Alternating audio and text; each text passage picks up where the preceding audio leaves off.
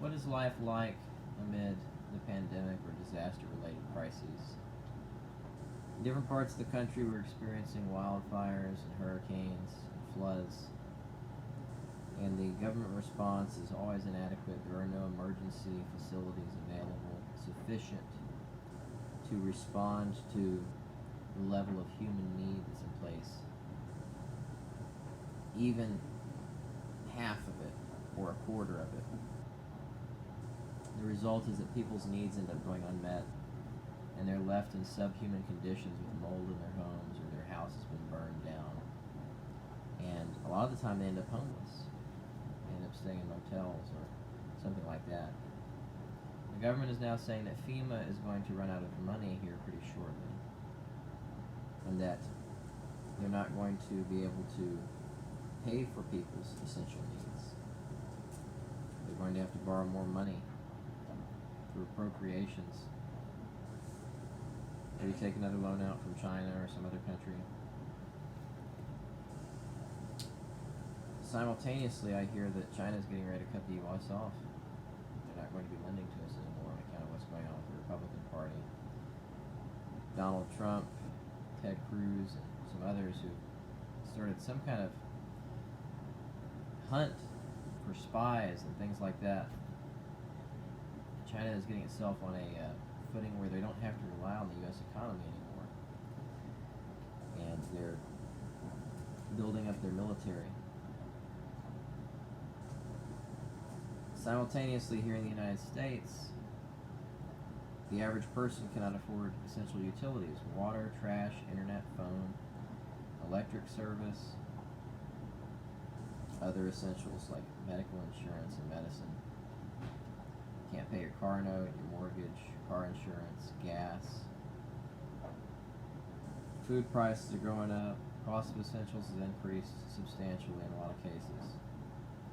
There are little to no price controls in place to prevent people from being taken advantage of in some cases.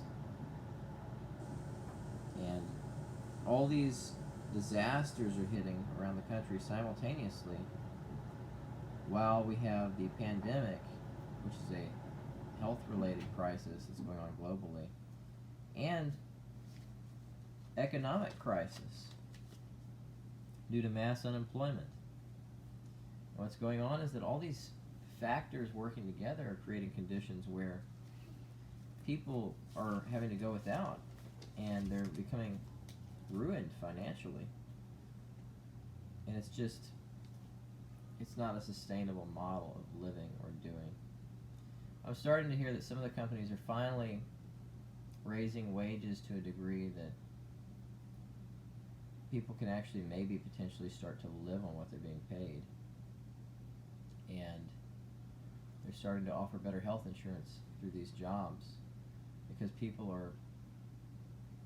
they're losing just like everything. That's what's going on. They can't meet their needs fast enough to accommodate for all the changes that are taking place. And the result is that if somebody doesn't provide a safety or control system to make sure that these needs are met, that it's going to be guaranteed that they're met, things are going to get worse in terms of quality of life for everybody going forward. And it's a tragedy because it doesn't have to be that way. These conditions are all precipitated by greed and by a lack of empathy for our fellow man. We have to shift from this position, this way of thinking, you know. The only way things are going to have continuity and we're going to be able to continue to build on the foundation that we already have is if we change our way of thinking. We have to meet people's needs. We have to make sure their needs are met. That's what it comes down to. And when that's not happening, you know, what happens is that people lose everything eventually, especially those who are in deep poverty or are borderlining an at-risk financial condition. I've talked to a lot of people about this, and everybody agrees with me. everybody, total strangers I talk to. You know, if we don't get some reforms in place and put even more controls and rules in place to prevent people from being exploited or going without, and to establish essential services for housing and for utilities assistance or basic provision, essentially, people are really going to start to go without, and they're really going to start to suffer.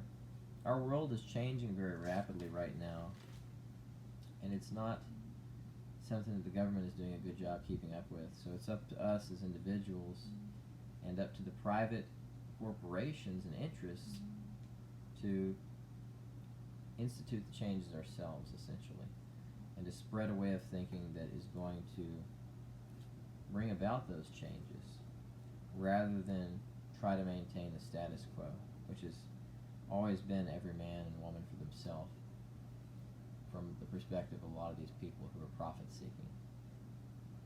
We can't let people's needs go unmet. That's the key thing. We have to take care of people's needs. Not everybody can meet their own needs.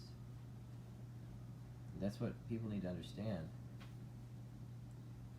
If they could, they would, believe me.